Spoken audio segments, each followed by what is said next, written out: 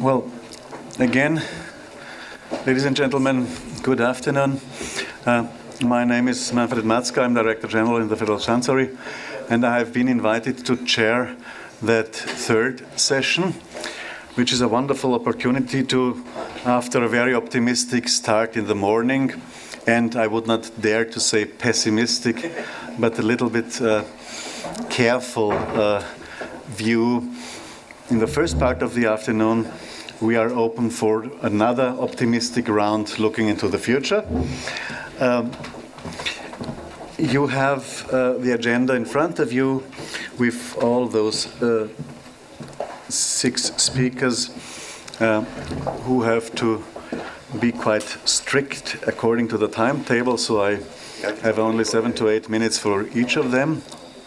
Will work, I suppose, in order to have enough time for the following discussion. I have to start, as always in a conference, with an apologization and a reshuffling of the agenda. First thing is I have to apologize Mr.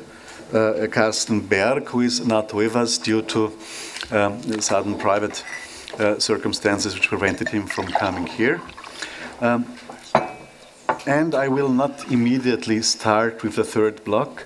There is still one thing to be added to the first block of this afternoon. In the last debate, the European Commission was addressed very precisely and very strictly according to some technical things, and representative of the European Commission, Mr. Dobre, has asked for the opportunity, for the possibility to again take the floor and to respond to questions and comments which have been made with the address of the European Commission. And I, with your permission, well, it's easy to get your permission because you're silent, I'm speaking. With your silent permission, I would invite Mr. Dobre to respond to what was addressed to the European Commission. Thank you very much for allowing me. The floor is yours, please. Thank you very much for giving me this opportunity. So, only 2 minutes. So, to answer a few of the remarks of the previous session. So, firstly, the software was certified not only by the Commission, but some of the certification authorities of different member states in the Union are also verifying it, and we have the reports, we can provide that. Although Germany or Austria did not do this, but other countries did, so it's not only the Commission that will give you something certified by the Commission. Whenever you have a problem with the installation of the software, please use the also the official contact you have on the Commission website, because it is not normal to take you more than 2-3 days to have the software up and running. So whenever you have your IT people taking more than 3 days to run the software, please call directly the Commission or send an email to us, and we will try to help you. So regarding the look and feel, indeed, it was a request to change the look and feel of the application because it doesn't seem to look very well for everyone. So it was requested to have a mechanism such that can be used by organizers to customize the software, that it will take some time to implement. But in the meantime, we said that if we have a proposal from any developers that is to be included in the software, we will gladly do that. So since December 22nd, we had no proposal until now. So then when you sign up on the form, there are 2 checkboxes that you have to select before submitting the statement of support. And then we also have a technical requirement in the specification that says that the information is available only in the session when you submit the information to the database, the system. Therefore, you will never have a system that will implement the specifications and that will give you back a form to confirm this is the info you want to submit. Are you sure? Okay. Then the data, we put maximum verification rules that were possible to apply, but still the member states will have, the verification authorities have to do further checks. Therefore, not all the checks are on the software. And we encourage you to have a campaign site where you keep email addresses and contact information for the citizens. And when they want to sign, please move them to the online collection website. Unfortunately, it will be rather difficult to integrate the two easily, given the technical specification that we have to respect. And I think that Right to Water did collect a few tens of thousands signatures, so seems to be working. And don't forget, also for the organizer, the Commission is giving you the collection system hosted by the Commission, so you may use it if you need. Thank you very much.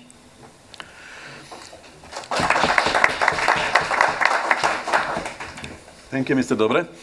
So we are open for continuing with the third block, and it's looking into the future, looking forward in what could come now. The subject is defined as follows: how to better prepare initiatives and how to simplify the European citizens' initiatives to make it a genuine instrument for citizens and citizen groups, and what issues will still have to be addressed upon a possible revision of the regulation in 2 or 5 years' time. So what do we expect from the years of implementation coming now? And it might be wise to start with a concrete experience and what lessons can be drawn from that concrete experience. And I have the pleasure to introduce Madam Michaela C., coming from such an initiative, representing Eliant Alliance, or Eliant Alliance? Eliant. Eliant Alliance. Or, you prepared slides which are not yet on the screen but will appear immediately. We are looking forward to what you have to tell us from your concrete experiences. The floor is yours, Madam C. Thank you very much. I think that Eliant is one of the oldies in the ECI community, because I think in this room now, maybe we are the only ones belonging to the 5 initiatives that were what they call pre-regulation ECIs, starting to collect the signatures before the regulation came into force, but keeping in mind the spirit that we think is behind Article 11. So when I was asked to speak here, it was about what do you need to prepare an ECI, and trying to share our experiences, knowing that we did not have to obey to all the rules that are in force now. When I thought about what did we need, what do people who are going to start now, what do they need? First of all, they need people. They need a team. And we think you need a multidisciplinary team. You might need someone who is a legal advisor, but you also need people using online tools. You need people knowing about the subject. So it's a very diverse team. And you need professionals, we believe, and trained volunteers. And of course, you need communication tools. And some people say, well, social media, it's very easy. We don't think it's that easy. You need a website, and all these things you need in place before you start to collect. You need a newsletter, and you need a mailing system, and you might need print material.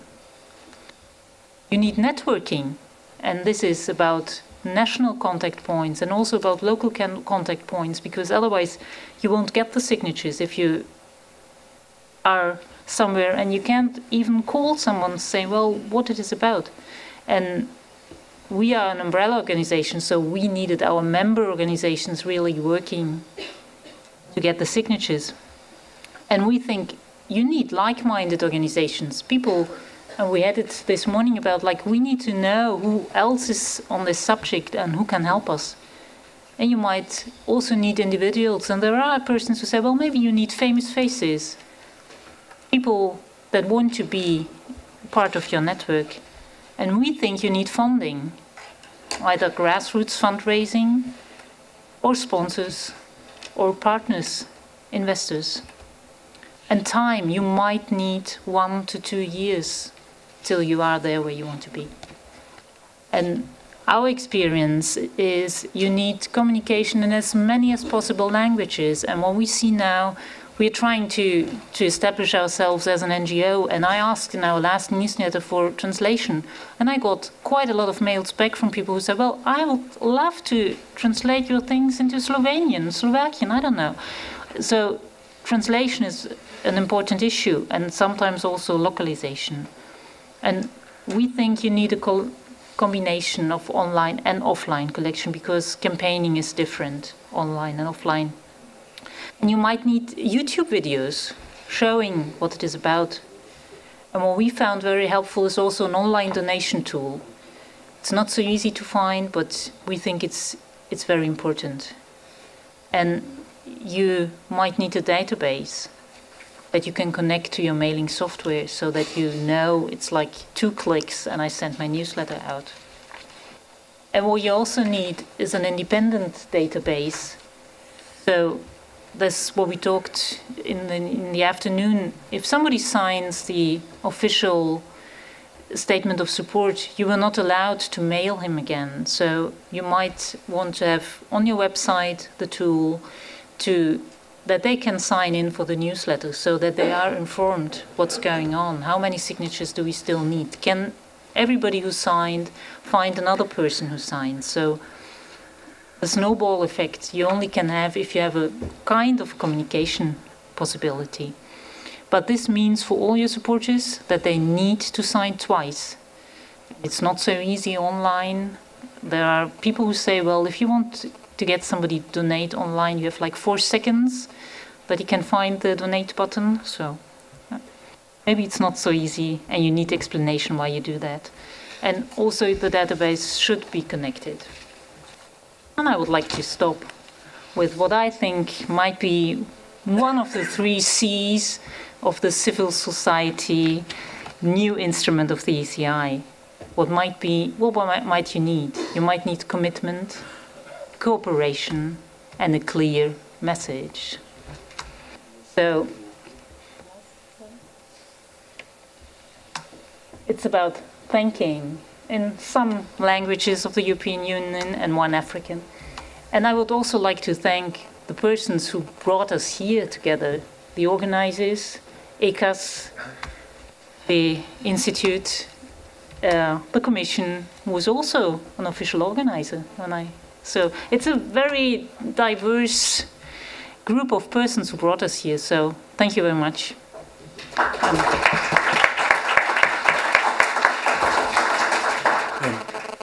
Thank you for being so brief, and thank you for that clear, instructive handling manual. It reads easier than the instructions for, let me say, a new TV or a new mobile phone device. It's not so easy as it sounds. Maybe there is a possibility in the discussion then to come back to one or the other points.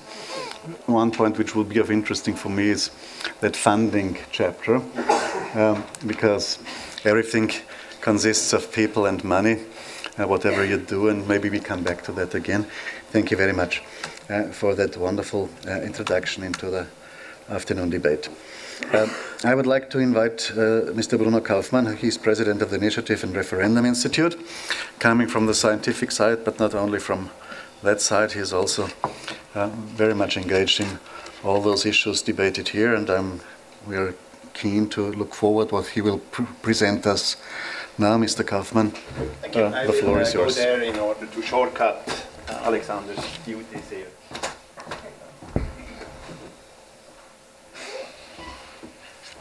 Thank you very much, and I'm also very happy to be here again in this room of the Interior Ministry, because I think this is part of what we are talking a lot about the infrastructure for democracy, that the Ministry offers its venue for such an event. I think it's a very good sign also for other countries where sometimes the walls between the citizens and the governments are still too thick. We have we have just heard about the 3 Cs. I mean, today we had also many Cs. We had a day of complaints about how it is going on. Also a day of criticism against those who should implement all that. And also, as usual in Europe, a day of clashes of political cultures, where different ways of thinking about what's a good democracy, what's a good procedure, clashes together. But we have also seen a day of compassion, a day of commitments, and a day of trying to connecting these different political cultures. And the ECI is, of course, a wonderful tool to do all that. But in a way, what we have put into the world is really something which hasn't existed before. It's this new tool which is unique and which in a way can be maybe compared with a footstep on the moon, which means that something new has been done. Sometimes today I wondered if the famous notion of Mr. Armstrong, who just went away recently, that this is one small step for a man, but a giant leap for mankind, could be reversed in the discussions we had today, that this is maybe a small step for mankind, but a very giant leap for every citizen who wants to use it. This is sometimes I got the impression of today. But for me, it is very much around these keys which we are discussing, about information, about education, about support, which is linked to the European Citizen Initiative, but not only, of course, to the European Citizen Initiative, to all our democratic activities, because we have to know that we have this right. We have to know how we can use it, and we also have to know that we can get the support in order to make it feasible. And these 3 keys are the keys which, beyond the legal provisions, beyond the technical regulations, will be the issues which will follow us in the future of using this type of participatory tools. Because what is behind that is that we are, in a way, changing. We have a paradigm shift from the passivating democracy notion we had for a very long time to activating democracy notion, which includes the citizens, not just as somebody who gives away his or her voice every 5th year in an election, but can keep it in between and use it in different ways. And next year there will be the year of the European citizens, 20 years after the idea of the citizenship on the European level has been introduced, which of course, as also on the national and the regional and local level, is based on the 3 main pillars, which means the rule of law, the protection of basic rights, the possibility and the right to elect and to delegate competencies, but also the principle of participation through direct agenda setting and decision making. All these 3 elements are part of an active citizenship, activating citizenship element. And we have discussed today, is this ECI really activating or passivating? Of course, this is one of the tests which will still have to be proved. But we are in the beginning, we are pioneers of this. I mean, the people all here, independently if they are from government, from the commission, from the academia, from organizers, we are all pioneers. We are not those who in the future will be those who maybe will be in charge of that or using it. In 20, 30 years, this will be an element which is much more established, much more used by the established users. But now it's still a pioneering phase, like it was 20 years ago to propose this idea, this notion, and 10 years ago to discuss it in the convention. The pioneers are always very innovative. They are forward-looking, but they are not strong in resource manner. But the ECI, as such, has become key to the future of modern representative democracy, which is a democracy which is more participative and directed than we have had today. It's more digital, more using the electronic means, and also it's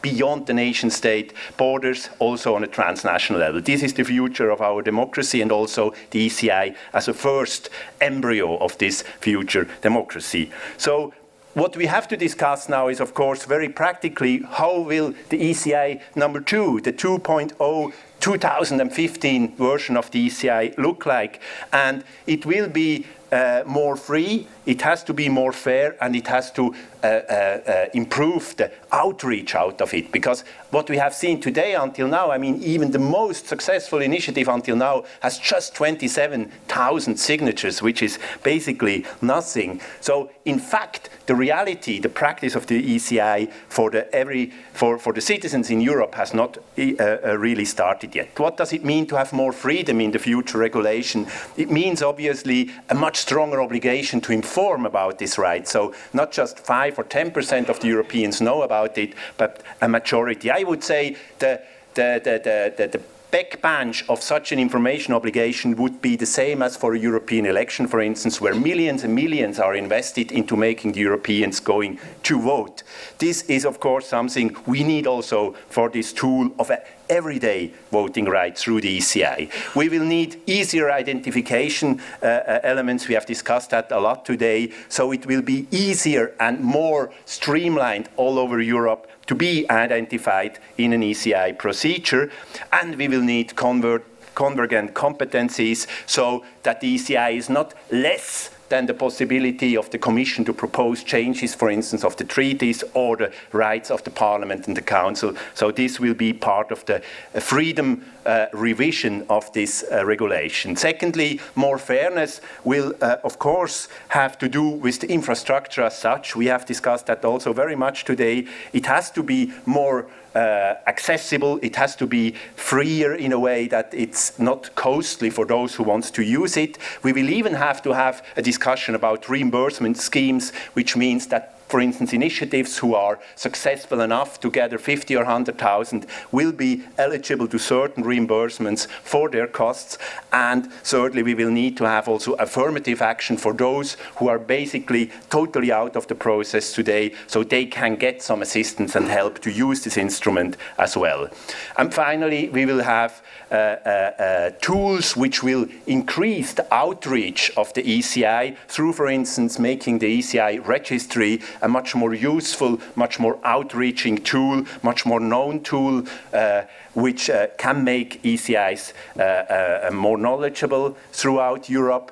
We will also need to develop, for instance, the EU direct centers into more comprehensive democracy centers where you have a combination of local, regional, national efforts to make citizenship, active citizenship, a tool which is really feasible and practical. And all that together, I think, will contribute and must contribute that we get more democracy in Europe. Thank you very much.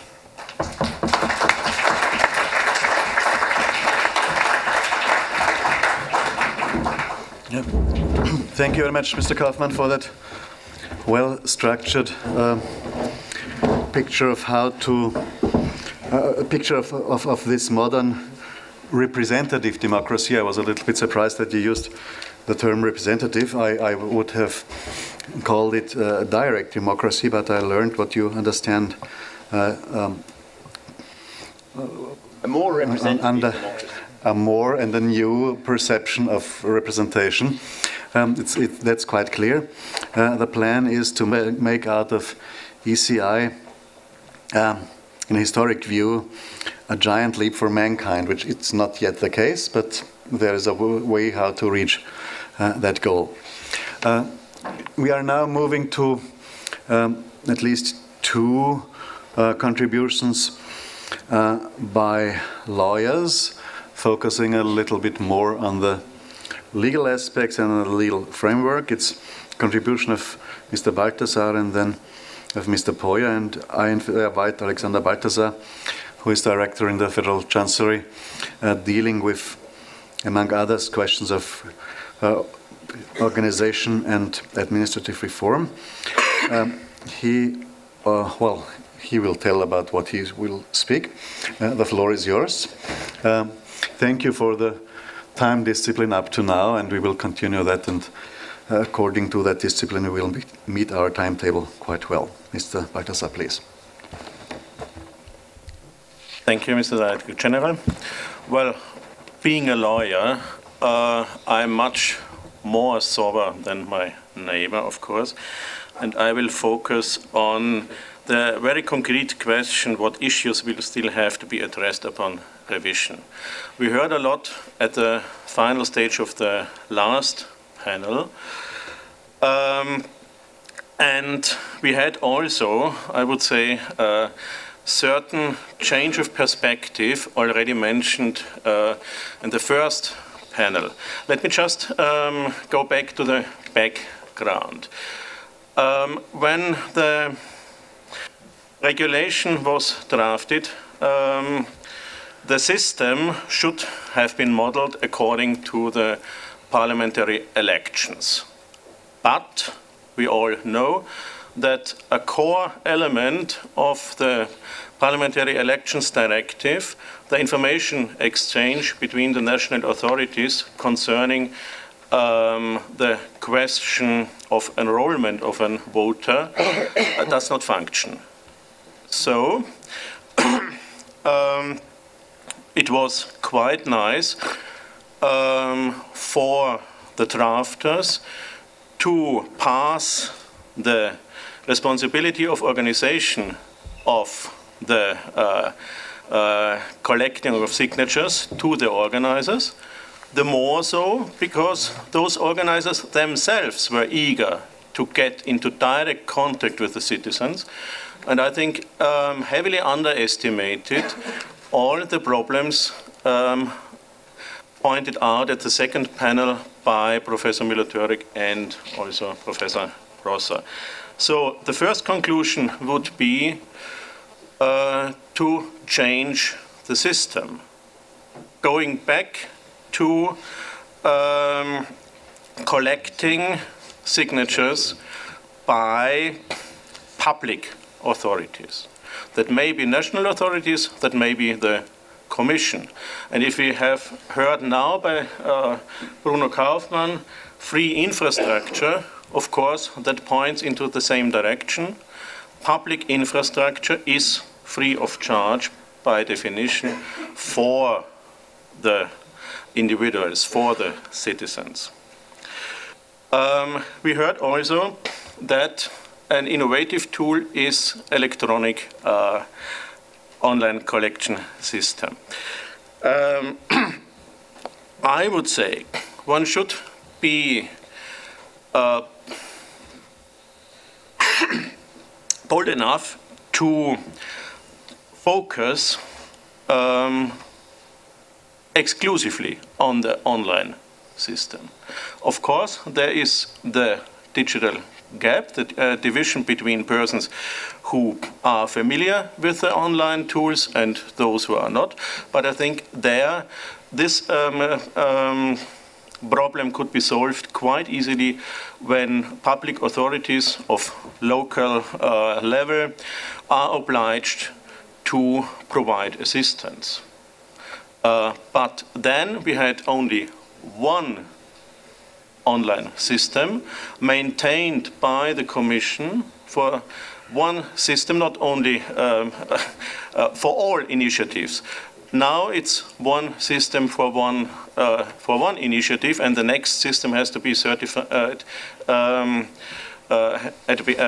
There's a need of certification for every initiative.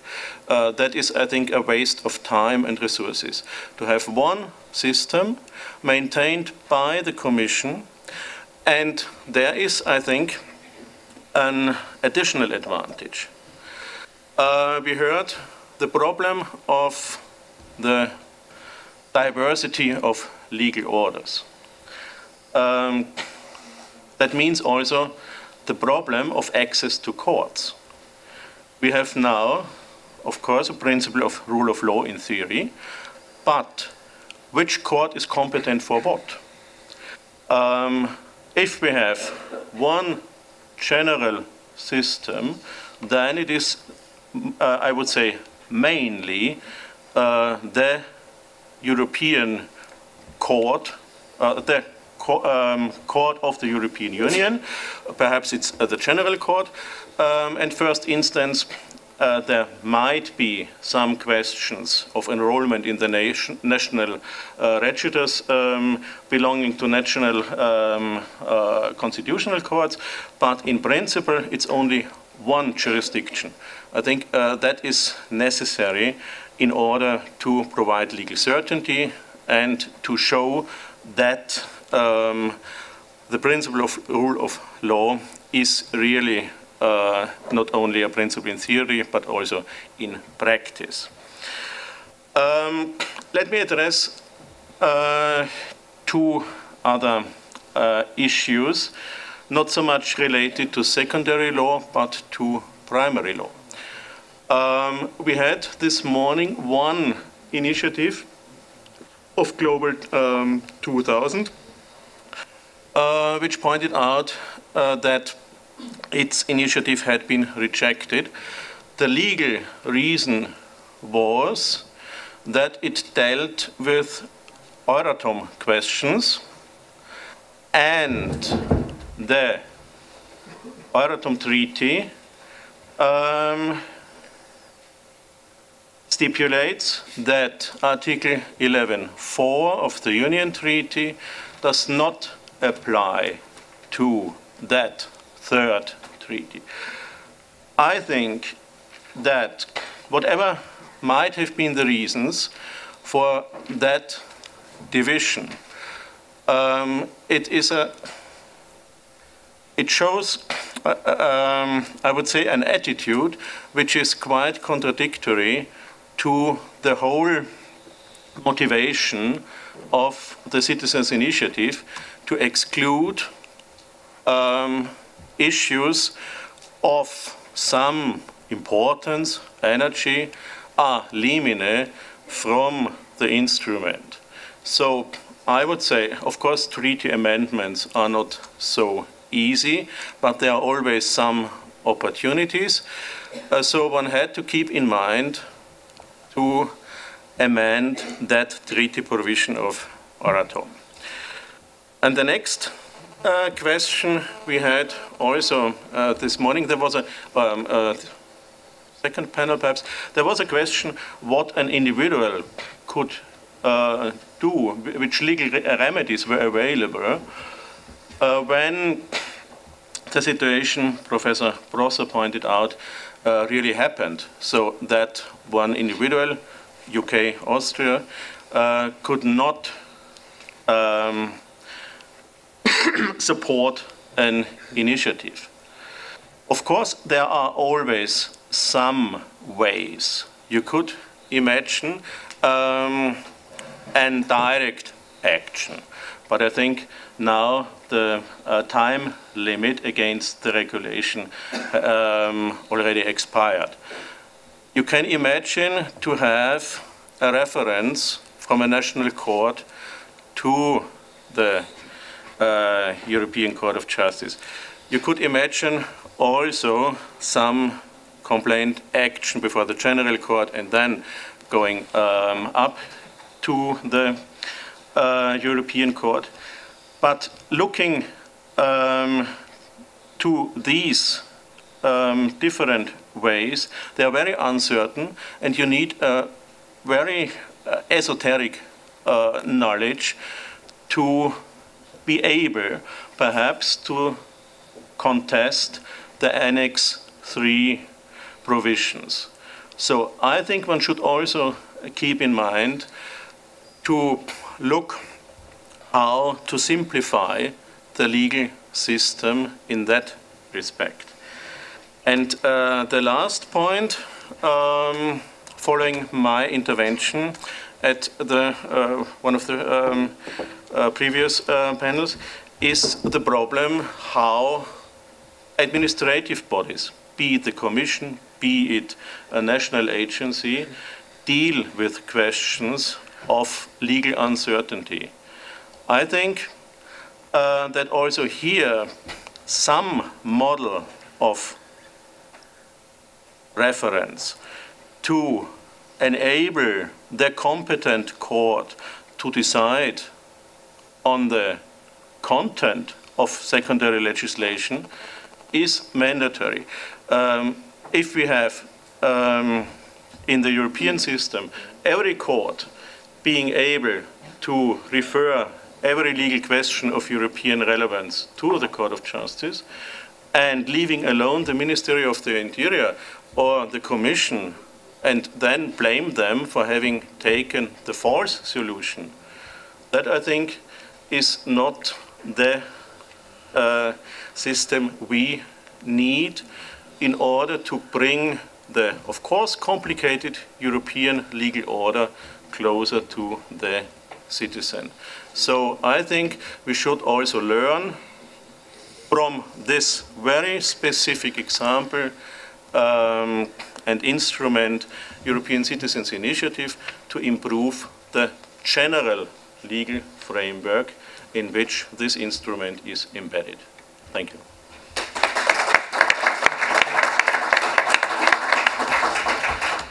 Thank you very much, Dr. Balthasar, for that concrete glances at possible revisions of single parts of the existing regulation in order to make things easier and make things better function.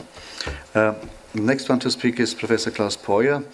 He's Professor of Public Law at the University of Graz, and not only that, he's also participant of many political, constitutional, and democratic initiatives. Among them, one experience we had together jointly, namely the Austrian Verfassungskonvent, which was a large parliamentary commission dealing with possible improvements of democracy and constitution in our country. We're looking forward to what you contribute from your legal perspective to our questionnaire. Thank you, Mr. Chairman. Being not only a constitutional lawyer, but also a political scientist, I will make 3 more general and more political remarks. From an academian and long-term point of view, we shouldn't be only unhappy and angry. We should be happy about what could be achieved so far. For the first time of the history of the EU, we have now an instrument for the participation of citizens in the lawmaking process of the Union. This instrument is included in the treaties, and there are already many citizens who want to use this instrument. It is important to see that this cannot be taken for granted. We have many examples of instruments of direct democracy in Austria, which are not or only rarely used in practice. So from my point of view, despite many problems, Europe's democracy made a step forward. Second, of course, there are a lot of problems with the ECI. They should be solved as soon as possible. Many of points have already been mentioned and discussed today. I don't want to repeat all of them. I only want to point out one issue supporting Johannes Bichler. In my opinion, the ECI should be opened in the future also for constitutional issues, aiming the amendment of the treaties. We know this instrument, a constitutional initiative, very well from Switzerland, where it works, and there is no good argument for me why citizens should not be allowed to propose such an amendment at a European level. This would lead, on the one hand, to fewer rejections of initiatives, and on the other hand, such an instrument could be a good way to include citizens in the ongoing and necessary discussions of the major institutional problems of the EU. Third and last point, and maybe it's dangerous to say that in such a forum, we must be realistic. I don't believe that there is any chance that in the foreseeable future direct democracy in Europe and also in the member states will work as well as in Switzerland. Switzerland is a special case with a special tradition, 150 years. And I think that nor the citizens nor the political elite are ready for real direct democracy. Only a few citizens really feel as so on politicon. Only a few citizens want to actively participate in the political system. Several of them are here. Yeah, that's only a minority. But more important, on the other hand, politicians usually don't think of themselves as servants of the people. Rather, the political elite is convinced that they actually own the country or the union. Therefore, most of politicians will always try to avoid being disturbed by those annoying citizens. And therefore, my conclusion, we must not forget to improve representative democracy, which will remain the prevailing form of democracy. Therefore, I think we should talk about constitutional reform, maybe the direct election of President of the Commission or whoever, personalization of the electoral system, and we have to do all we can to improve information, transparency, communication between the political elite and the citizens, and to further develop the European media and party landscape. Thank you.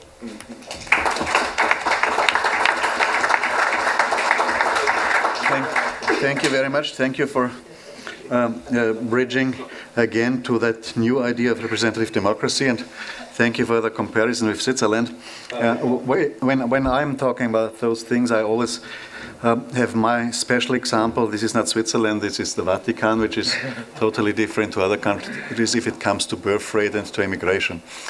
But Swiss example and the idea you mentioned can be a good idea, inspiring us when thinking about this new kind, this improvement of representative democracy. Ending up with the list of speakers this afternoon, I would like to invite Mr. Justin Greenwood, Professor of European Public Policy at the Robert Gordon University in UK. Mr. Greenwood prepared some slides. I give the floor to you. Slides? Give the floor to you and try to make the way open for you to see the slides. Please. It's Friday afternoon. I'm your last panel speaker. What have we learned today?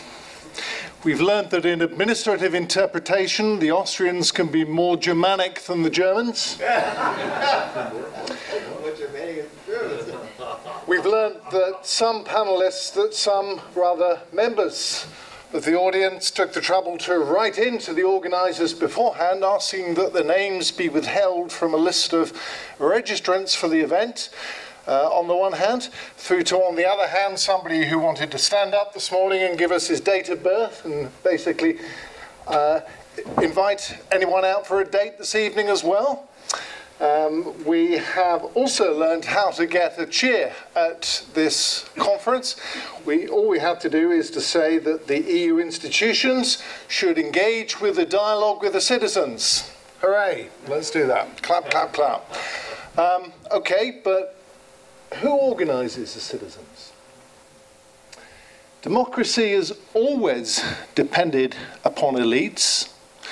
The health of democracy has always depended upon elites, be they journalists or organisations or NGOs, and I don't have any problem with organisations, NGOs being, in the sense, trustees.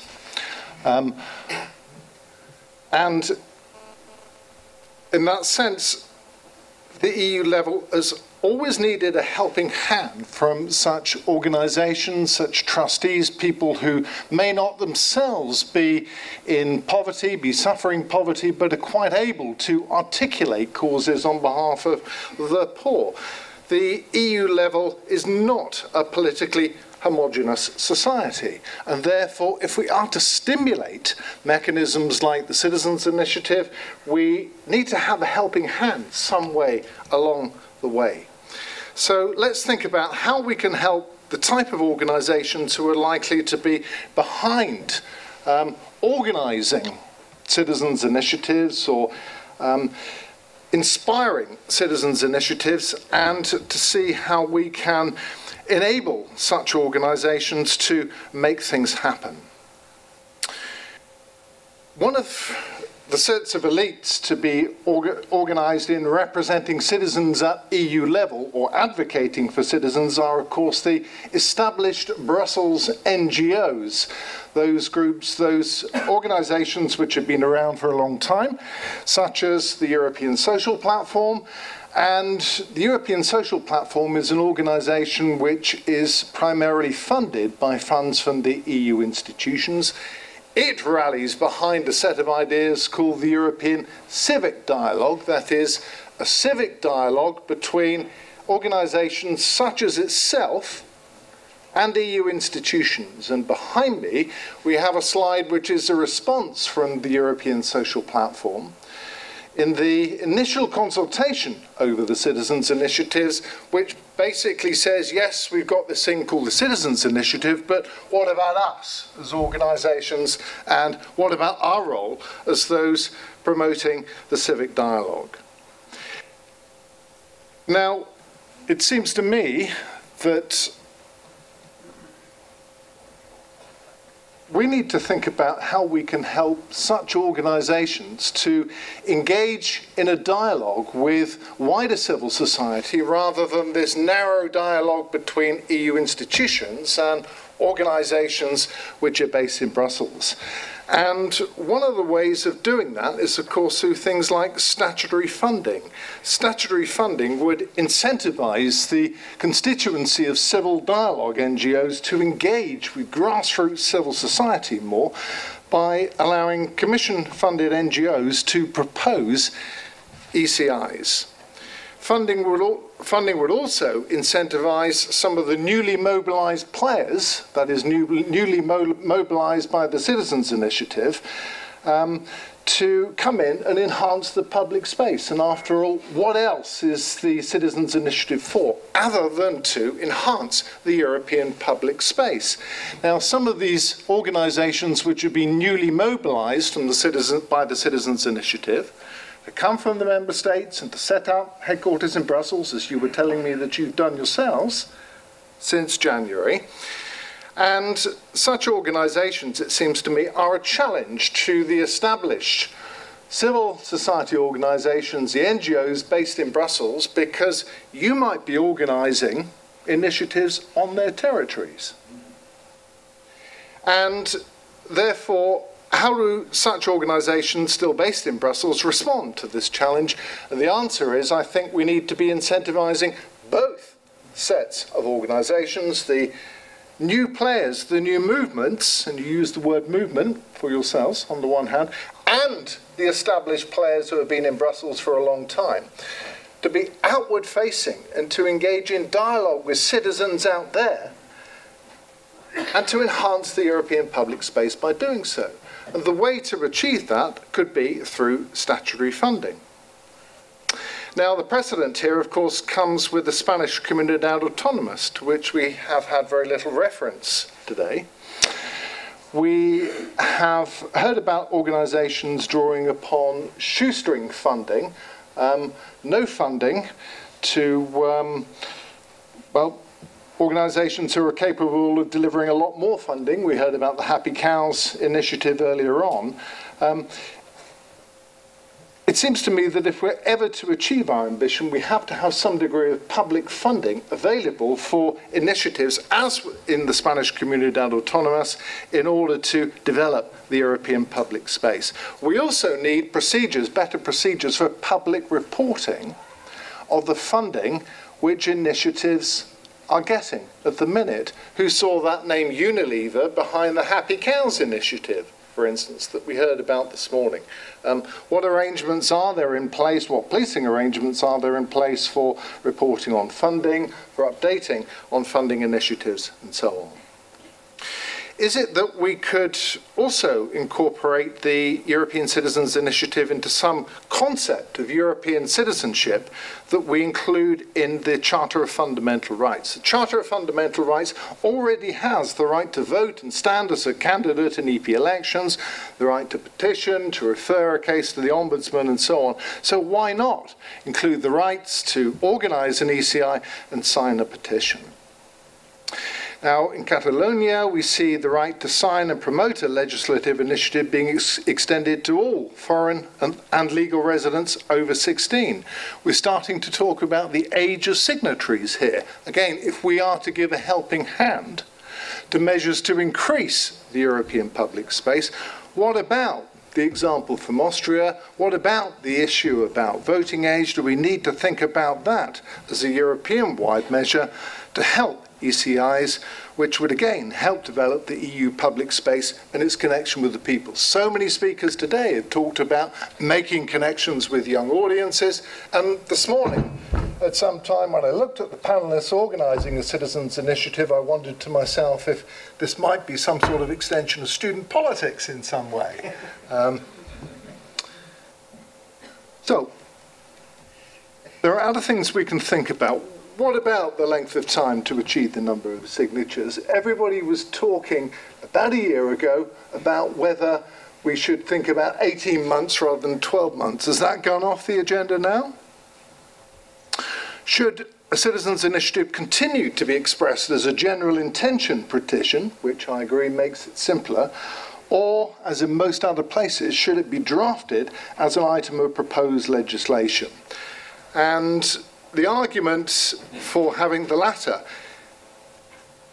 is that it may be open to manipulation if organisers put in their general intentions and then the Commission has to choose a choice of legal basis underpinning an initiative. And in order to get over that problem, some administrations have recognised that problem by providing the possibility for assistance to be provided by departments of government for legal drafting help. Could that be a possibility as well? Again, if we continue with the current format, that is of providing generalised intentions rather than the full legal draft, the Comunidad Autonomas provide for representation during the decision-making phase about the underpinning legal basis of the draft, the choice of legal instrument used. So I've drawn upon a range of ideas which are actually published online today.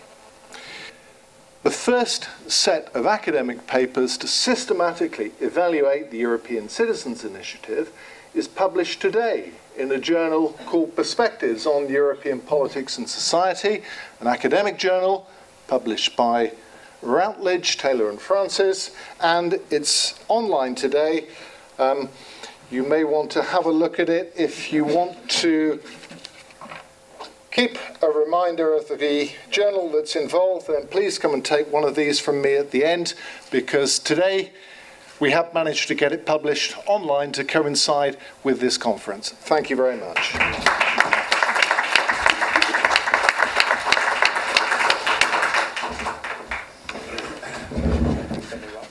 Thank you very much, Mr. Greenwood. There might be a desire for asking questions, giving comments, expressing wishes and demands from your side, from the side of the participants, to the respective speakers or to the subject as a whole. I have two persons up to now, 1, 2, and then 3. Please.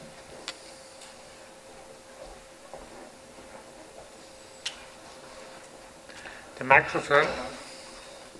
There's no microphone. Where's the microphone? There should be a microphone. There's a microphone. My name is Áron Barabás, European House from Hungary. My question is to the ECI-link representative. You have a signature form outside, right? Is it not a signature form? It's not a signature form. It's just the, how do you say, temporary way of getting people who might be interested in our newsletter or who might be interested. But it says that I would like to sign on the second, no? It's not a signature form. No, it couldn't be because it's not the official. No, it's just a form of staying in contact with you if you want to. Okay, thank you. And my other question is that could we, if the ECI representatives, I would be very much interested how many signatures have been already collected from the existing ones. We heard 27,000, but I don't know which initiative that is. If the I'm sorry? Water is a human right. Maybe if the others are willing or ready to share that information with me, I would be grateful. Thank you. The other ones are not collecting yet. Some of them. No, the other ones are not collecting yet online. It's only water. But you can collect offline as well. Yeah, but... Okay, so there is one clear answer, and the rest may be a little bit unclear yet, but can be discussed bilaterally. The second intervention comes from our colleague in the last row of seats.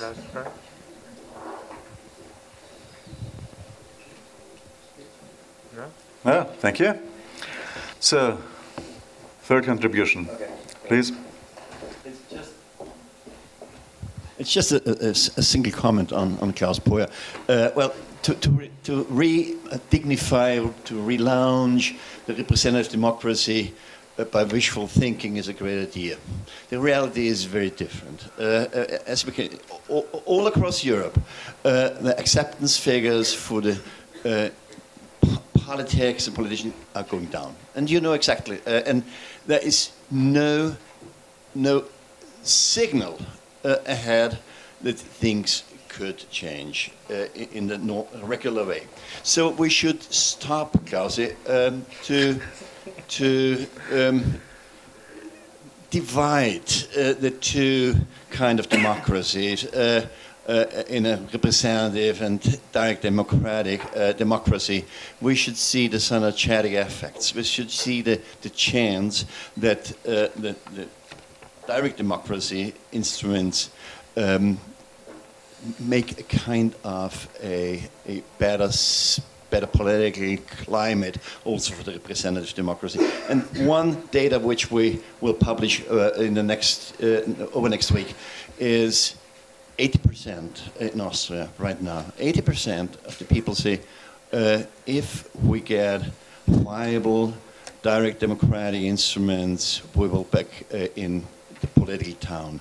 So we should really try to get the people one or the other way, and one is definitely the direct democratic way or participatory democratic way. And in one sentence, I'm so happy to have one co-fighter to see the 11-4 not insulated as an island, but as one of the instruments within a participatory democracy chain from 11-1 to 2 to 3 to 4. And this is what I think the architects really had back in their mind. Thank you. Thank you very much. The colleague in the third row has asked for the... Did you also? Thank you. Okay. Anna Gori again. I don't think I need to introduce myself, but I would like to make a little reality check here.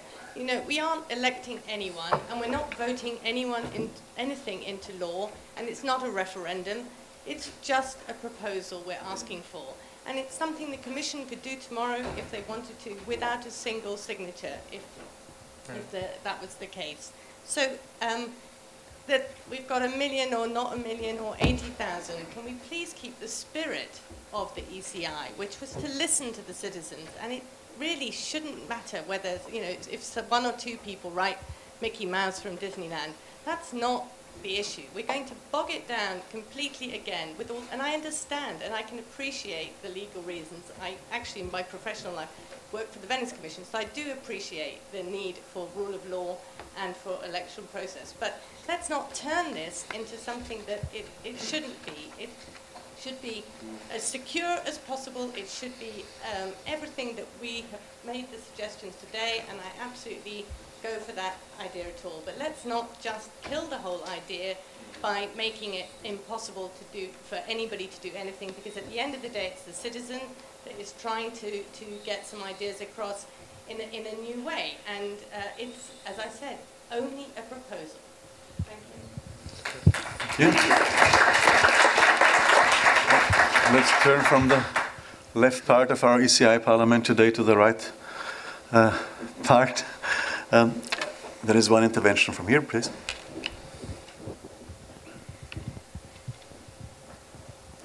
Yeah, I just want to add something because this afternoon it was very realistic in a way, but also very negative and sometimes, like said, dramatically and so on. Now, there's just one concern I have. I don't want the lady from the Commission to go home tomorrow or tonight or whatever she goes home and say, okay, now I write my resignation letter. I really would like her to keep on doing the job, and I want to encourage her doing although the criticism and all that. Really don't take it personally, and I hope you really can do the job further on as you would like to. And for the informatic and the technical systems, I hope you will overcome it because it's very crucial to the project. And as long as we all understand that, I think we can go a way forward. I mean, we can go into nitty-gritty and to legal issues as we discussed, and they need to be discussed.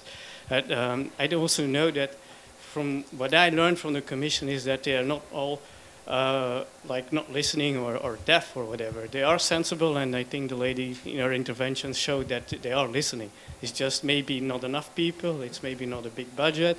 The system work at least, but we should go on. We shouldn't like say, well, let's wrap it up and forget about it. I mean, I really want to make sure that the spirit is still there and just doesn't disappear.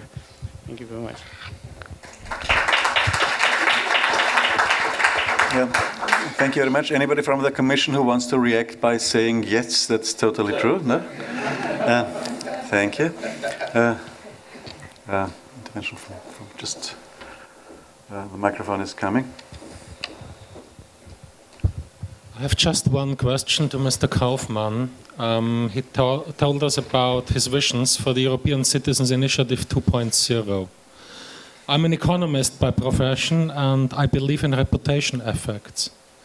We had in the last decades experienced several failed internet voting experiments in all over Europe. And if you approach a politician with internet voting, he will send you off, he will not listen to you. How strong do you believe is the reputation of the instrument as a whole?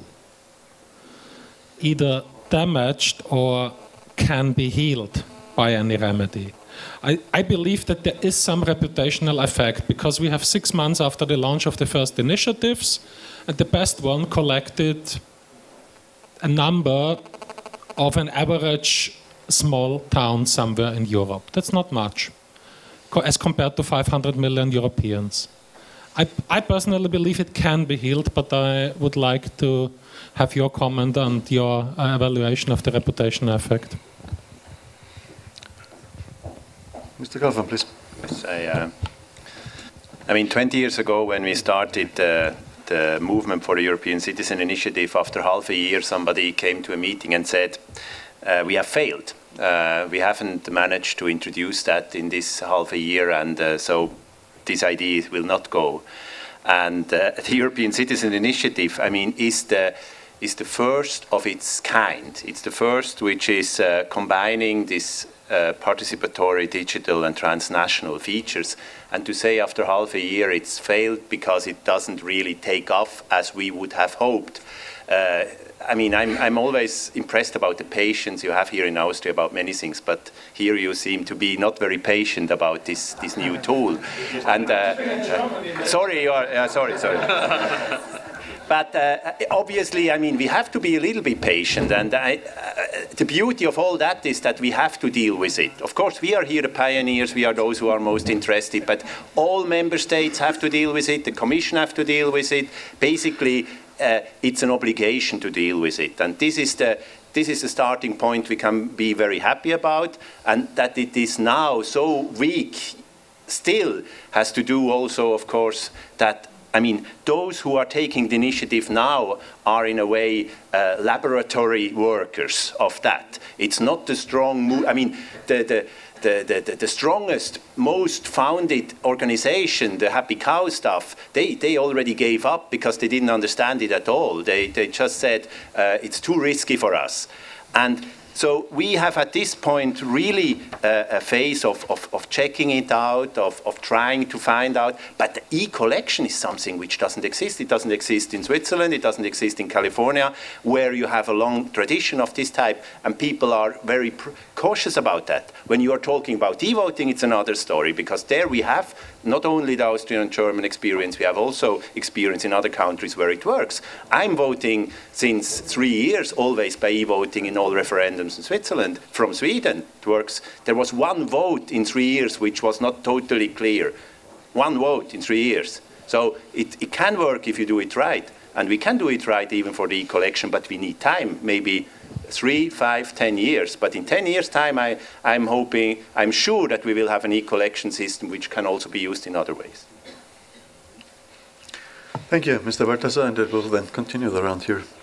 I just wanted to react on one of the organizers' intervention right now. I think we had this discussion of the nature, of the character of the ECI petition or really referendum.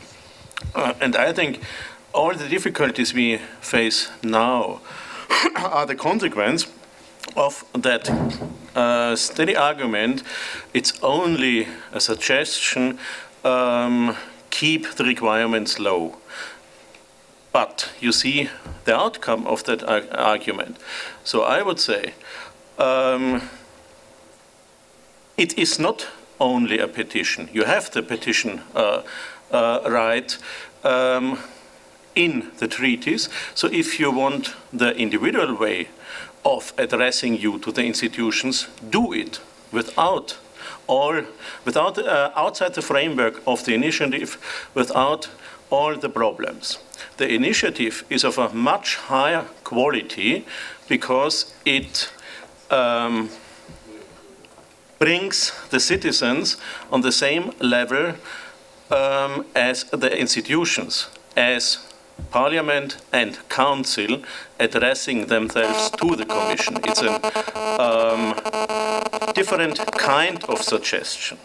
And so I would say stop of downsizing the instrument, take it seriously, and make then a framework which fits. Thank you. Could you bring the microphone to here to the right side? You're the next one.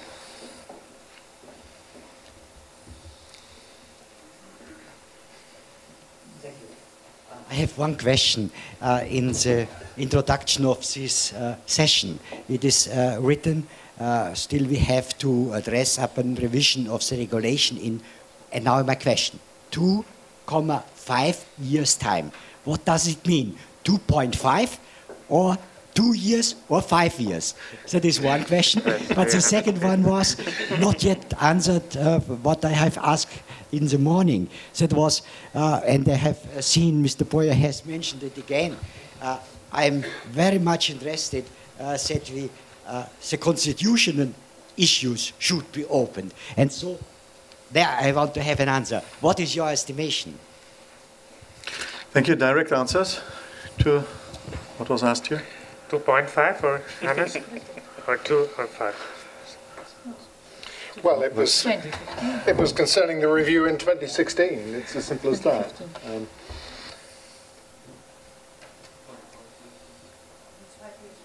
Okay. So it's the 5 years perspective, more or less, yeah? We're talking about, no, not no, yet. After 3 years, there is a review. Yeah. Yes. 2.5 it should Okay, that's clear. Second question, no, was not. Yeah, I'm in favor of a constitutional initiative, so I don't know what's the opinion of the others. Okay. Next intervention by the lady here.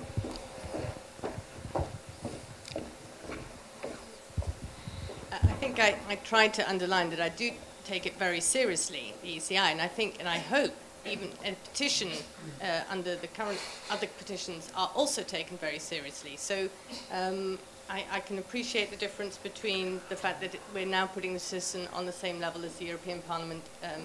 On the other hand, let's keep things in perspective. It's also for the happy cows, they can go somewhere else. They've presumably got lobbyists in Brussels. They've got many other avenues open to them. I can say that our initiative doesn't. So therefore, we are really reliant on getting the signatures. There isn't an alternative for us. It's very easy, I think, for big organizations to say, well, we can't really use this, we'll use something else. But I think the Citizens Initiative, the ECI, as far as I can see that it was really foreseen, is for the ordinary citizen. So let's try to bring it down to the ordinary citizen's level that can't even comprehend the Article 5.5 and 4 and everything else you've been talking about today. Thank you. Thank you. Any additional remarks from... I didn't see it. Please. Yeah, thank you very much. I'm Jan Mulamba from the State Ministry of Baden-Württemberg, Head of Staff for Civil Society and People's Participation. And as you might know, since 2011, the new government is very keen on issues like how to deepen the representativeness of the democracy without having a direct democracy. And we are not as much in charge, of course, of the ICI, but the point is that we want to promote it, because our point of view is that we make sure that people participate. And there were many things that I heard or learned today that actually don't give me a good feeling of promoting it. I mean, I'm completely with Bruno Kaufmann, what he said about the development and what we need. But the question is, what do I do now? For example, I was talking to Mr. Müller-Törek concerning the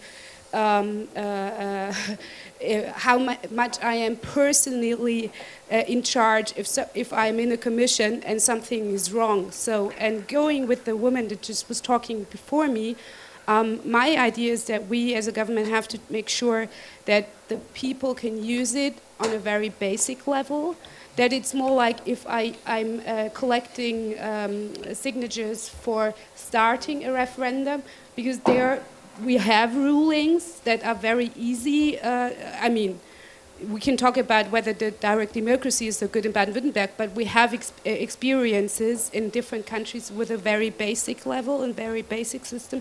So my question is how to get there, because as it was mentioned, we have enough companies, enough NGOs that have another power that can go any other way. But the point is how to get there, to make it as easy and as secure without me being in charge if whatever, I have 140,000 euro left after we run that initiative and I don't know what to do with the money or things like that. So maybe you could just give me some ideas how to deal with it to promote the tool. Thank you very much. Thank you. Yeah. Next intervention is here. The lady. Just one direct answer to your question. I'm an organizer, and I would be really very interested to have one governmental place where somebody supporting the ECI says people may come to us and may sign. We've got some offline. We have got some blanks to sign. So could you imagine to recommend this to your government? Direct answer to that, please. Yes. Yes. I also think it's important that not only the European Union as such, or the institutions of the European Union, or the national governments are involved in that. Absolutely, we are citizens not only of the EU, we are also citizens of municipalities or of states and of countries. And myself, I'm a member of a local government in Sweden, and we are trying to combine the information about local participation with regional, national and European participation, because it's also about the idea of participation. We have for too long time seen, and there is the discussion about the representative democracy, that representative democracy is only when we delegate our voices to somebody else. But representative democracy in a modern way is a democracy which represents our interests in different ways, which is based both on delegation and participation. And on all levels, this understanding that participation must be there has been strengthened, not only in Europe but all over the world. But it's not only the principle, it's also the practice. And for the practice, because too many people have been used to be passive, and too many let's say, elected people have been used that people shouldn't say and shouldn't disturb in between elections. We need a lot of activities to promote, to help, to support, to inform about these rights, about these ways, and to support people who really want to do something. And that's the reason why I think that a regional body like your government or a municipal body should have a program for promoting and supporting participatory means. And that can be done, for instance, by what I have said before, by establishing democracy centers all over Europe, which is not about just making nice advertisement, but also really to consult people, to help them to find out on which levels which decisions are made. That's one of the key problems we have today, that people don't understand, and we don't understand on which levels are the decisions taken for that and that question, and we are very often going on the wrong way, and that could be something which a government like yours really could contribute to.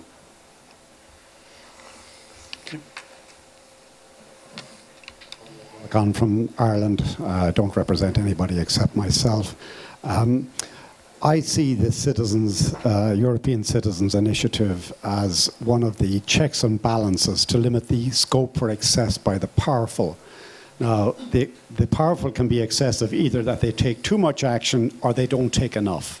And I think that basically what you hear about Citizens Initiative is a means of bringing new items onto the agenda, and I think that I congratulate those who started it and have kept it going for at least 20 years. In Irish, which I gather is now an official EU language, we have a saying that being gach fos nu lag, which I gather also exists in German as alle Anfang ist zu schwer. And I think that that's basically what we're seeing. The comment I make about the difficulties that are being expressed here, I'm sure that among the elites in the various countries, when they were considering extension of voting to women, that exactly the same type of objections were made. And I think that that's what we need to bear in mind. I have a challenge which I haven't solved successfully for myself, but I gather that Jean Monnet, who basically set this European project alight after the Second World War, said that if he were starting again, he would start with the citizens. Now, somebody told me that. I haven't been able to trace any direct quote to that effect or anything that looks like it. And if anybody can help me, I would welcome it. And I think that that's basically what we have to do. The elites are currently preoccupied with the effects of the financial crisis, and they're, in their own view, they're firefighting. And when they're firefighting, they're not too worried about how it's going to be rebuilt. I think the rest of us, while we watch their firefighting, we have to continue to rebuild the European project on the basis of citizenship, with all the challenges that that will take, with 23 languages, 27 member states, soon to be 28, and all that that implies.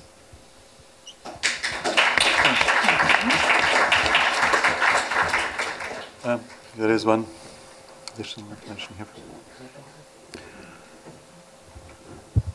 Thank you. I wanted to challenge Bruno Kaufmann again. He mentioned democracy centers on different levels.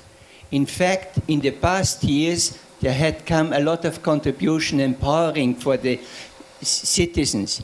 Now the times have changed very much, so I ask you, can you give some examples and how the role in the future would be of these democracy centers? Very briefly, I can just say how we are working with that in my own town. We are establishing democracy centers in all public libraries, which are intended to both inform, educate and support participatory democracy, which is about, as I said before, it's about explaining for those who want to engage, who have a problem or who want to change something, how they could do it. It's about navigating in a sensible way so you don't use your energy in the wrong way. Because nowadays, very often, engagement has to do when you are angry, you are against something. Then you are very loud, you put all your energy, you are fighting against, but you are very seldom channeled into a way where this becomes a constructive dialogue with those in power. So, in fact, it's reinventing in a way or reviewing the idea of democracy, which is that dialogue. The biggest difference between the democracy and non-democracy is that you have a dialogue before you make a decision. So you get a wise decision and you get losers who are still very happy. Okay. I would look at my watch and say we then could start the general discussion. I will give the opportunity to the panel to react if they so wish, but there is still one or maybe another one. But these are the last interventions from the public. Please.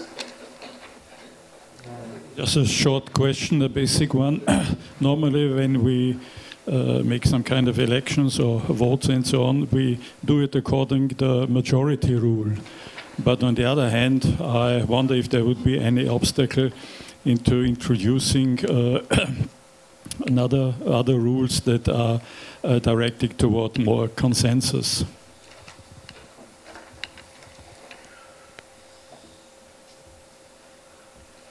Okay. Well, I will give you the opportunity to answer, to react, to add something more, to again intervene. It's the last chance of saying those wise words which still have to be said. Just volunteers, no obligation, just volunteers. No, it's not a wise word, but spreading the word. Telling you about the ECUS conference in November. I see Tony nodding, but I don't know the exact date, so maybe he should be saying it, or Elisa is going to say it. We'll do that. 5th of November, November 5. November 5. Okay. November 5. So everybody who's able to come to Brussels and join the community there would be great. It's not a wise word, but a way to spread the word. Thank you.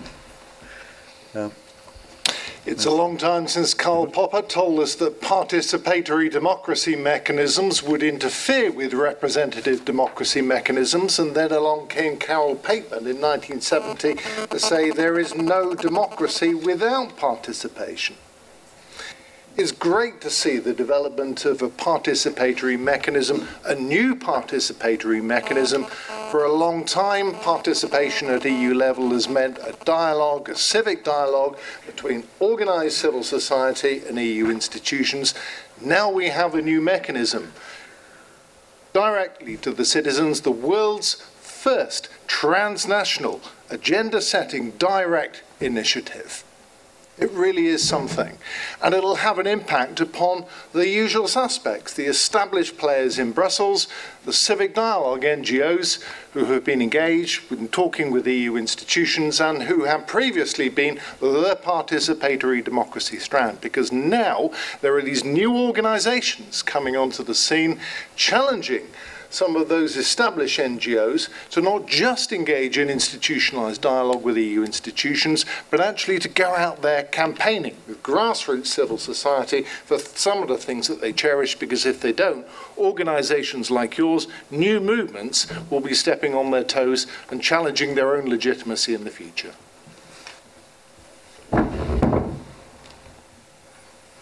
Yeah. Yes, a final word is always good.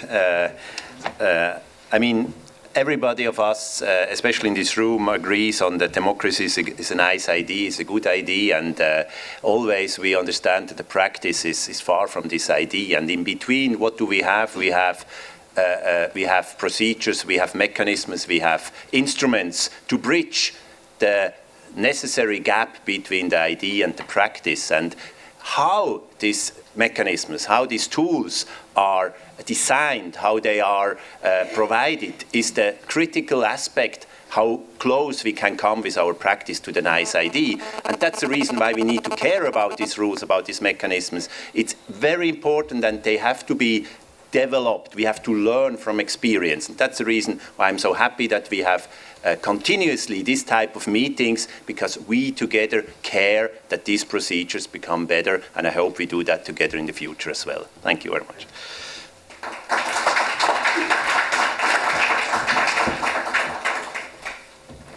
Just a few words to the intervention which mentioned majority rule against consensus.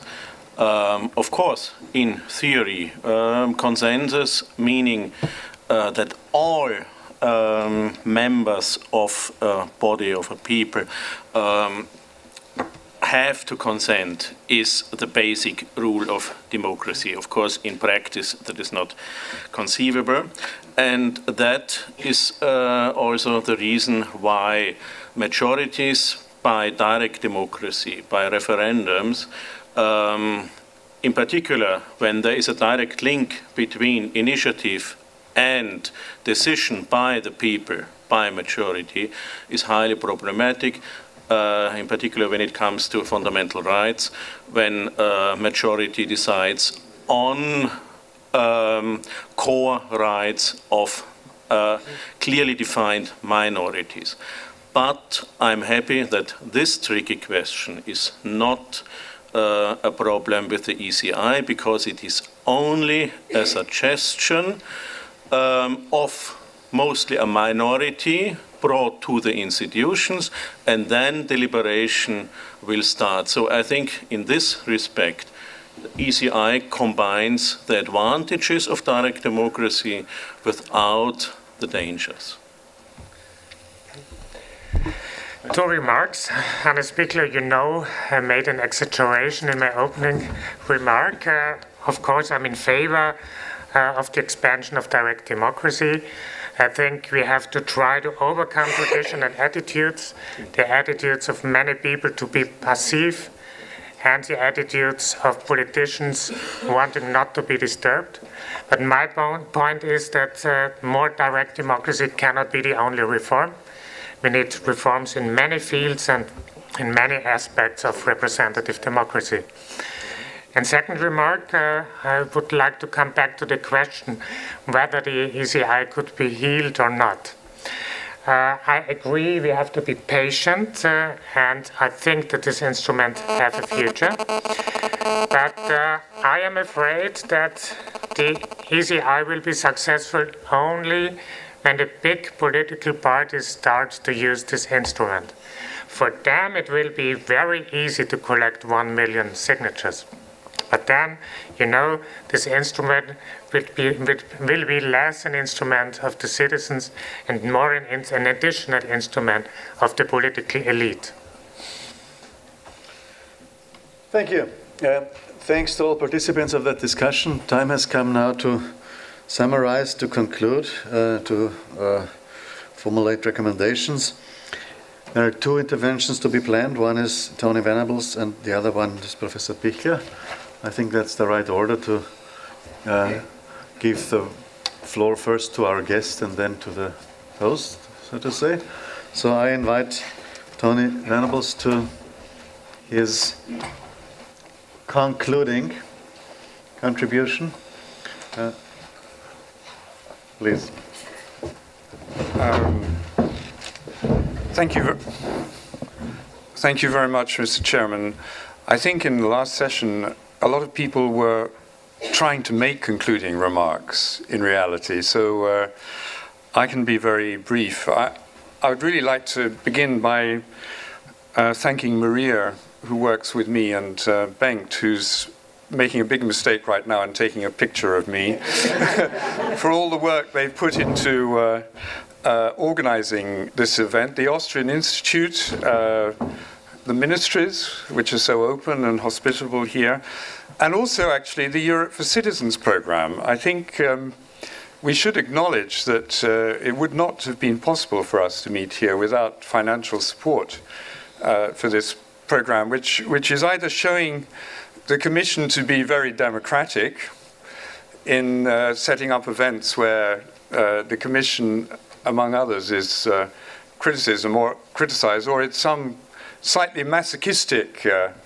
element, but and we are in the capital of Freud, so maybe it's that. I don't know, but it's a very attractive feature of this program that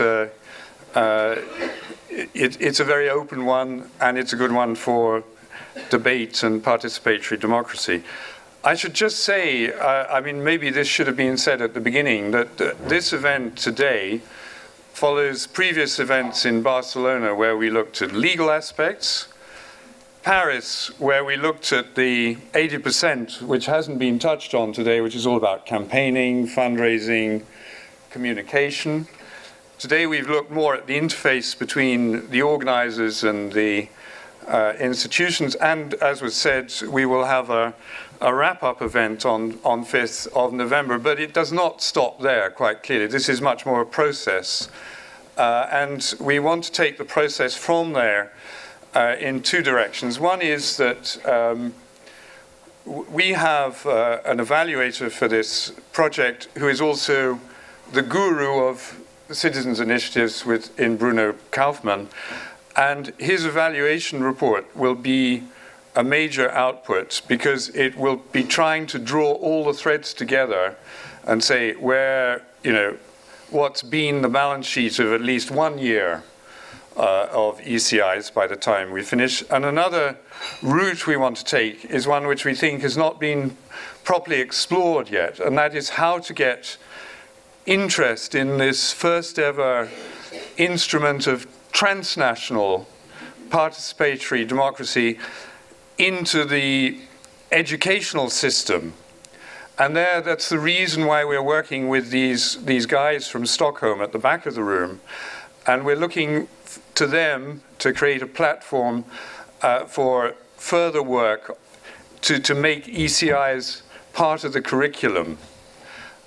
What was announced today, the publication of the first round of academic studies, is of course very useful input to that. Okay, I'm going to be very, very brief with some very main general conclusions.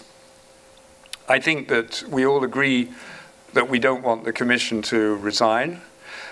In fact, we don't want the Commission to resign because we would like them to take some messages back to headquarters, and we're very grateful to them for listening, staying throughout, contributing so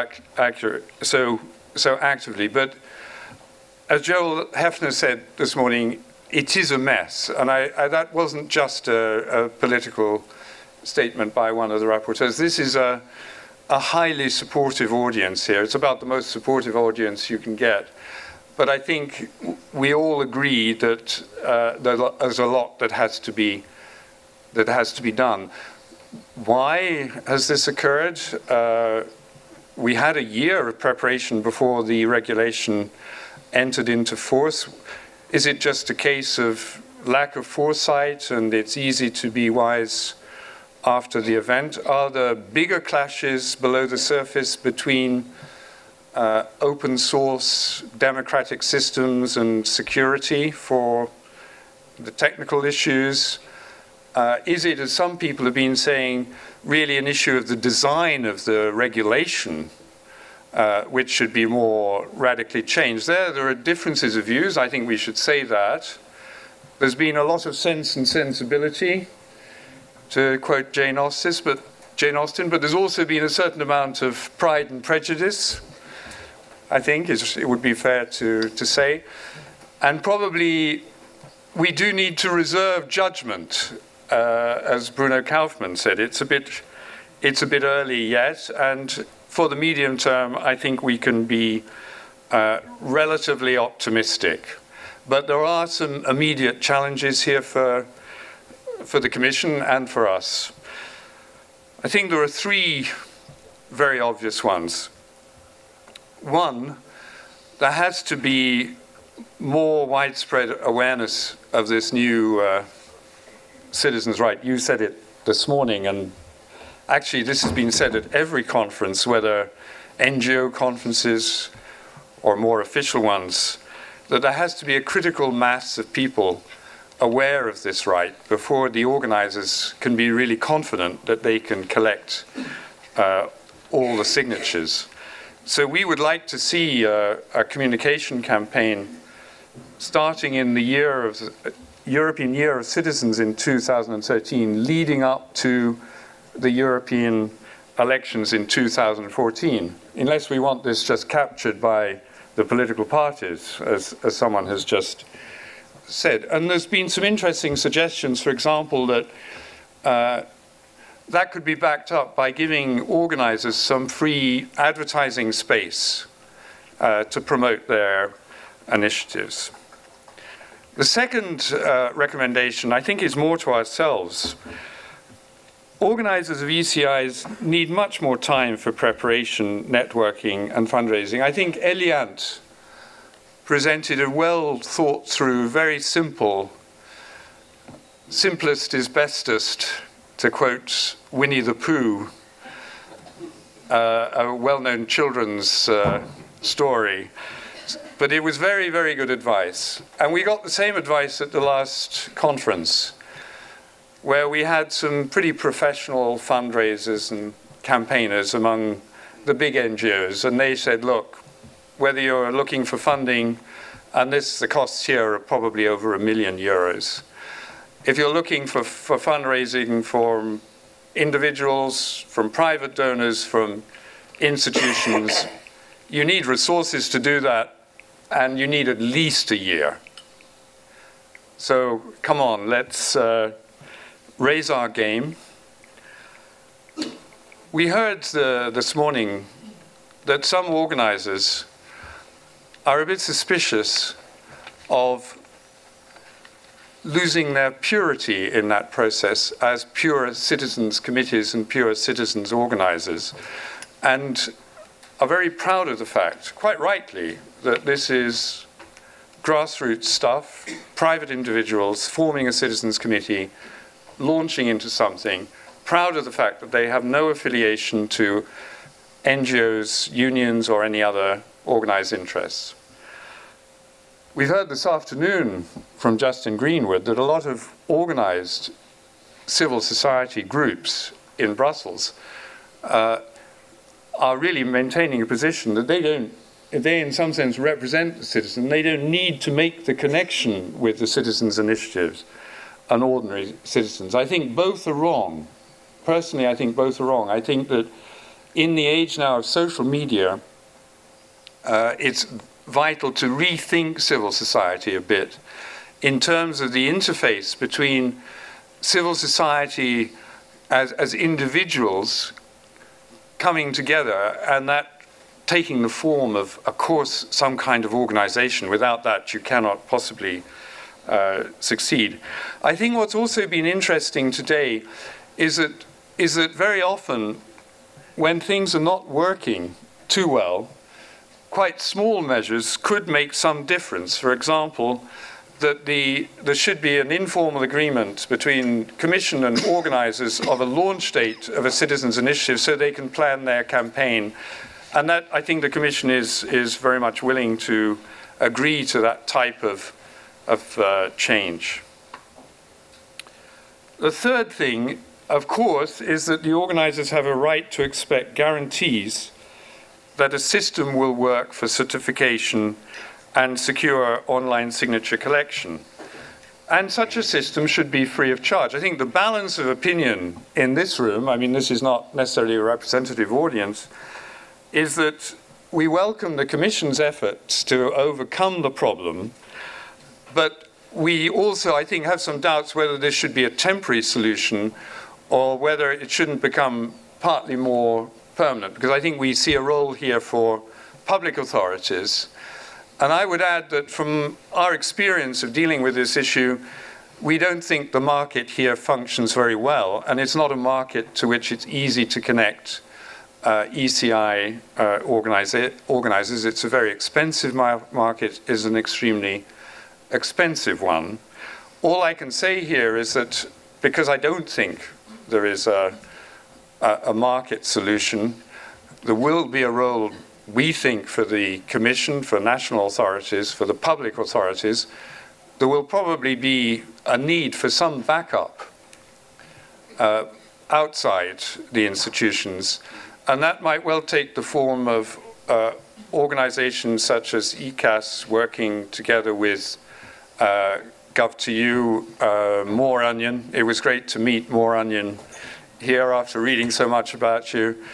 Nesquade in Paris, other people who are interested to coming together to provide a support mechanism like Euractiv, trying to bring a consortium together in partnership with the public authorities.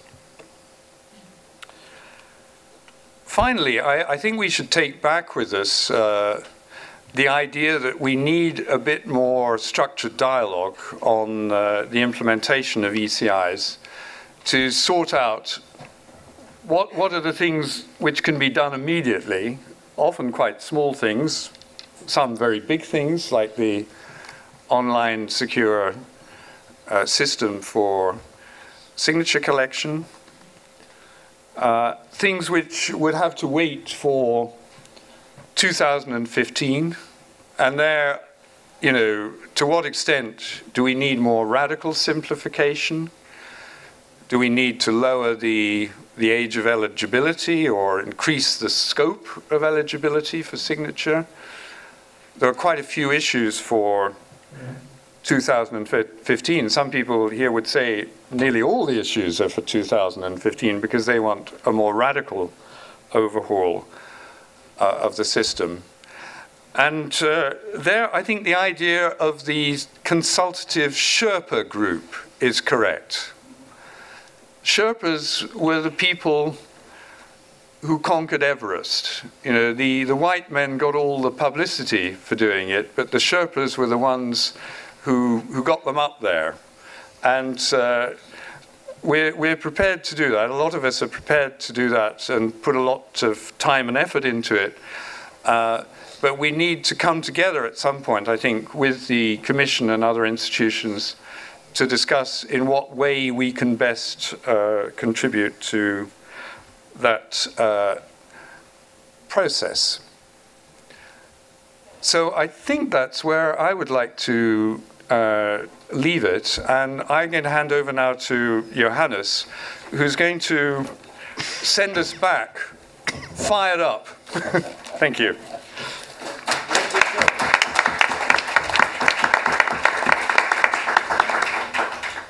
Thank you, Tony. Thank you so much.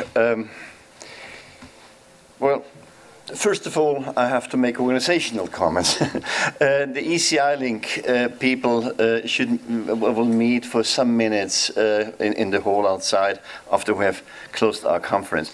And another comment, organizational aspect, we invite all contributors, also from the audience, to come up with all the comments and send us your papers. We will invite you once again, but please enable us. We would like to make a documentation, a publication on this event, so please give us the chance to publish you.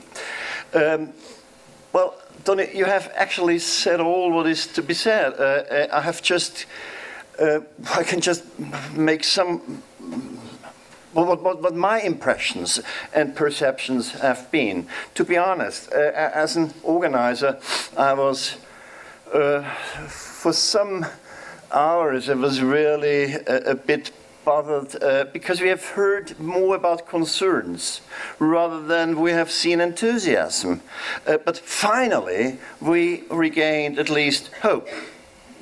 To be open, until now, and this is addressed to the Commission. The Commission and the EU did not really gain the potential and the underlying positive effects of the ECI in front of all others, the effect of enhancing the union's legitimacy. But I do not give up hope, at least not yet. And to be positive, I still see like Justin Greenwald did, I see the power of the ECI in its broader contextual effects, and in the long run being effective only in combination with the horizontal civil dialogue, with the vertical civil dialogue, and with the consultation procedure. Some facts which I have put on a kind of a balance is the first online tool of Zwingli today was seen as a trouble producer and not a troubleshooter. And it was not only Mr. Engel and not only Müller-Thürig and Robert Stein. Therefore, it has been rightly recalled by the Commission. It was a great idea. However we handle the Balthasar problem, how we can manage it now.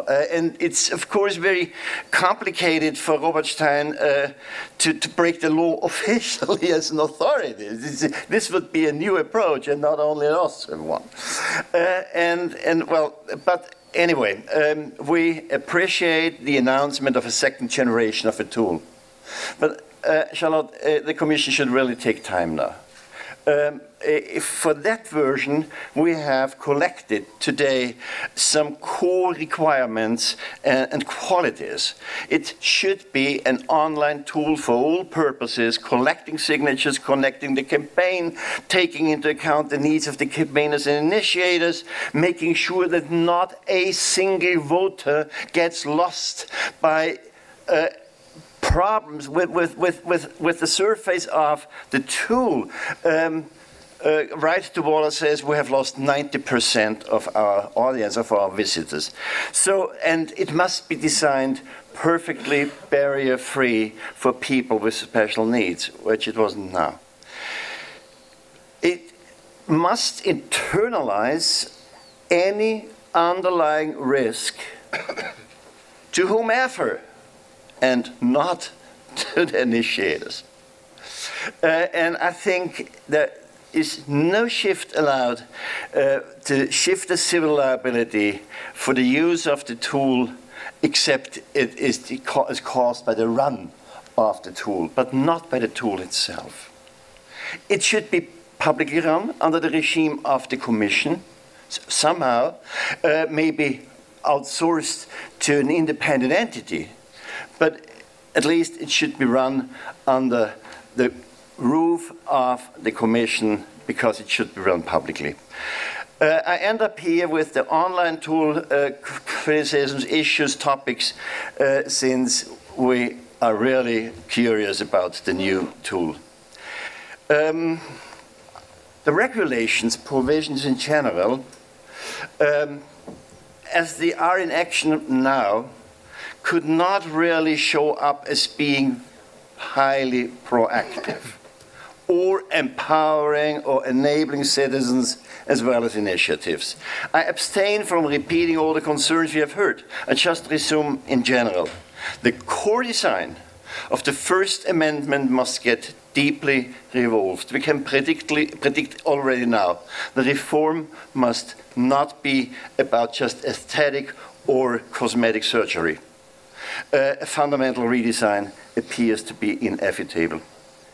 Member states show up with very diverse and opposite behaviors and attitudes, not just to laud my country and my co-organizer, this is not the purpose, but we see Austria as one of the benevolent and benefiting member states supporting initiatives in a very informal and kind way.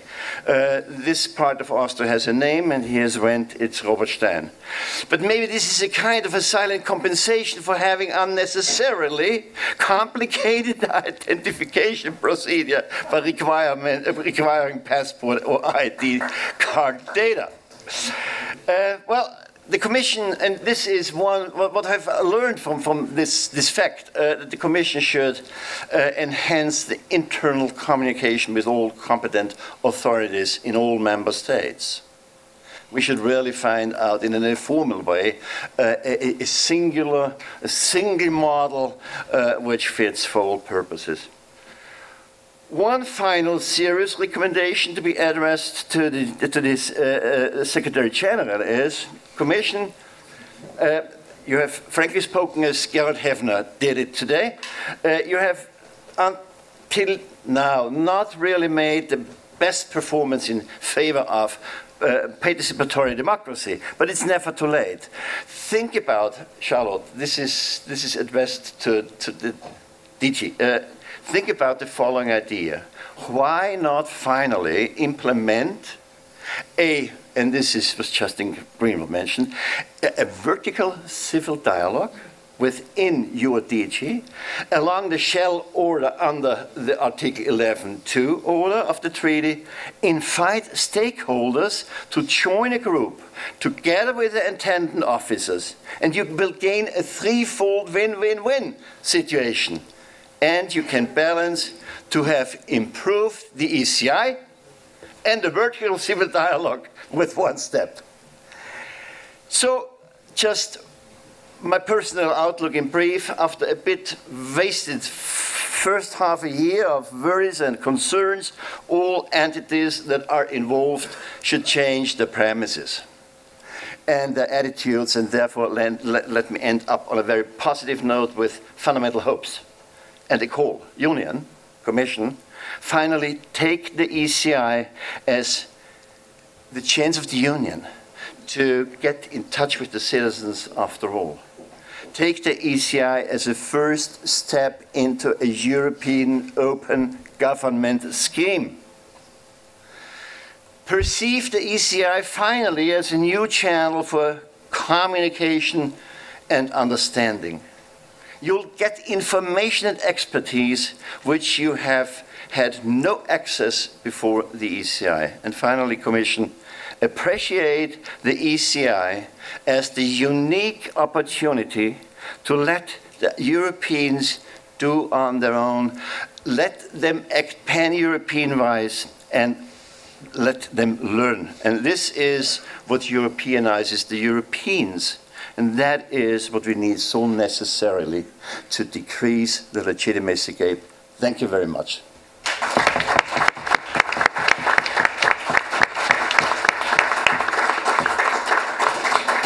So we can formally close the conference with a recommendation to our guests from Graz and other distant European regions. It's wonderful, bright sunshine outside. Tomorrow will even be a more sunny day. Forget for several hours citizen initiative and enjoy the initiative city of Vienna. Thank you for coming.